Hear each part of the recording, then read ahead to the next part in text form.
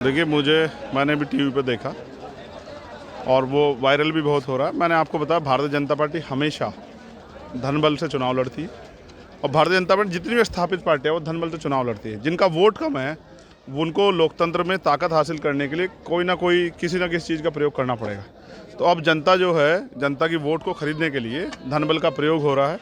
लोग गरीब हैं, आर्थिक रूप से कमज़ोर हैं, उनको पैसा दे के या पैसा चुनाव में लगा के उनकी वोट को अपने खेमे में करके और इसको राजतंत्र जैसा लोकतंत्र को बनाने का काम किया जाए। बाबा साहब अम्बेडकर के खिलाफ थे। बाबा साहब ने कहा था संविधान सभा में अपने आखिरी भाषण में कि आज हम विरोधाभास की ज़िंदगी कदम रख रहे हैं।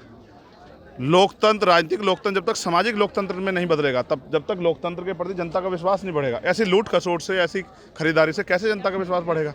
क्या लगता है 100 करोड़ की डील हो रही है माइनिंग बिजनेसमैनों से? अब वो ईडी सीबीआई आए, इसकी जांच करें। भाई ईडी सीबीआई बहुत घूम रही है, गली गली घूम रही है, सुबह 4 बजे आती है, 6 बजे आती है। वो ईडी सीबीआई कहाँ आके कैसे जांच करेगी? इसका जवाब जो है मुख्यमंत्री को देना चाहिए और सरकार को भी देना चाहिए। जब भाजपा के नेताओं पर इस तरह के आरोप लगते हैं तो ईडी सीबीआई वाले कहीं आते नहीं है, लेकिन वही आरोप अगर किसी विपक्ष की पार्टी में लग जाए तो ईडी सीबीआई वाले सुबह पहुंच जाते हैं, अपने आप जाके मुकदमा लिख देते हैं। मैं ये मानता हूँ कि मध्य प्रदेश में कभी कांग्रेस कभी बीजेपी सब लोगों ने राज किया है और हम लोग ये प्रयास कर रहे हैं कि इस बार काम करने वाले लोगों को मौका मिले। इसलिए आज़ाद समाज पार्टी ने आज भिंड जिले में मेहगांव विधानसभा पे अपनी सभा की है और मेरा विश्वास है मेहगांव की जनता इस बार आज़ाद समाज पार्टी को समर्थन करेगी। 2 अप्रैल में जो हिंसा हुई थी, जातीय हिंसा, तो मेहगांव उसका मुख्य केंद्र रहा था क्योंकि 2 दलित समाज के लोगों की जान गई थी। आपने अपना चुनावी अभियान चंबल के मेहगांव से शुरू किया, क्या इसको ही केंद्र बिंदु रख के शुरुआत की? मैंने इस धरती को नमन करने के लिए, बलिदान की धरती, हमने मंच पे उन अपने शहीदों की तस्वीरें भी लगाई थी। उनके परिवारों को भी हमने बुलाया, उनको भी हमने नमन किया। जिनके साथ शोषण हुआ इस क्षेत्रों में उनको भी हमने नमन किया, उनको भी हमने विश्वास दिलाया कि ये शोषण जो आपके साथ हुआ है, हम आपके जो अन्याय हुआ है इसको ख़त्म करने में मदद करेंगे। और उन परिवारों को जिनके बच्चों ने शहीदी प्राप्त की समाज की लड़ाई लड़ते हुए, आज उनके जो विश्वास था उस विश्वास को भी आगे बढ़ाना है कि वो अपने आप को अकेले ना समझे। तो ये बलिदान की धरती, इस धरती को नमन करने के लिए हमने मेहगांव शुरुआत की है और अभी तो हमने इस शुरुआत की है। अभी आप आगे देखना, आज के बाद जिस तरह से हमारे लोग जाकर ज़मीन पे काम करेंगे, जैसे अभी क्या किया जा रहा है, कल ही बताया गया हमारे जो प्रत्याशी उनके द्वारा कि हमारे जो कार्यकर्ता फील्ड में निकले थे उनको रोक के जो है उनको डराने का प्रयास किया गया।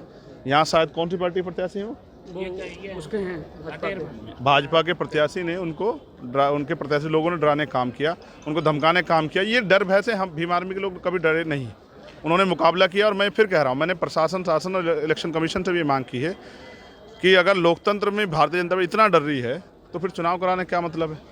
बीएसपी दलित और पिछड़ों की बात करती है, एएसपी भी दलित और पिछड़ों की बात कर रही है, फिर भी दोनों अलग अलग हैं, क्या वजह है? कांग्रेस भी दलित पिछड़ों की बात करे, भाजपा भी करे, फिर भी अलग अलग है। तो ये तो कोई बात ही नहीं है। लोकतंत्र है, सबको अधिकार। ये जनता का विश्वास है कि वो किसके साथ खड़ा होना चाहते हैं। जनता ने सबको मौका दिया है और जनता ने सबको मौका दिया, उसके बाद परिणाम भी देखें। कुछ लोग ऐसे हैं जो सिर्फ चुनाव लड़ने आते हैं और कुछ लोग ऐसे हैं जो पिछले 5 साल से इस मध्य प्रदेश की मट्टी को छान के और हर अन्याय अत्याचार के खिलाफ लड़ रहे हैं और अपने लोगों को जागरूक कर रहे हैं। 12 फरवरी को भोपाल में जो 4 से 5 लाख लोग इकट्ठा हुए थे, वो आज़ाद समाज पार्टी भीम आर्मी के समर्थन में इकट्ठा हुए थे। उस चिंगारी, उस आवाज़ के साथ इकट्ठा हुए थे जिसमें वो बदलाव चाहते हैं। उत्तर प्रदेश का रास्ता चंबल से होकर जाता है मध्य प्रदेश में, तो क्या पहले चंबल पे पकड़ बनाएगी? पूरे मध्य प्रदेश में हमारे कार्यकर्ता हैं, कोई ऐसा क्षेत्र नहीं है मध्य प्रदेश का, चाहे वो आगर मालवा संभाग हो, चाहे निमाड़ हो, चाहे वो रीवा संभाग हो, चाहे चंबल, सब में हमने काम किया है। सब जगह भीम आर्मी आज़ाद समाज पार्टी संगठन है और जहां हम मजबूती से लड़ रहे हैं। हमें तो सरकार से ये भी उलझना पड़ रहा है कि हमें सिंबल देर से अलाउट हुआ और उसके बाद जो है हमारे बहुत सारे प्रत्याशियों को जो है कमी बता के उनके पर्चे खारिज कर दिए गए। जो छोटी मोटी कमी हमारे प्रत्याशियों को हमारा सिंबल नहीं अलाउट होने दिया गया। हमें तो सरकार को इस पटल पर भी लड़ना पड़ रहा है, लेकिन हम घबरा नहीं रहे।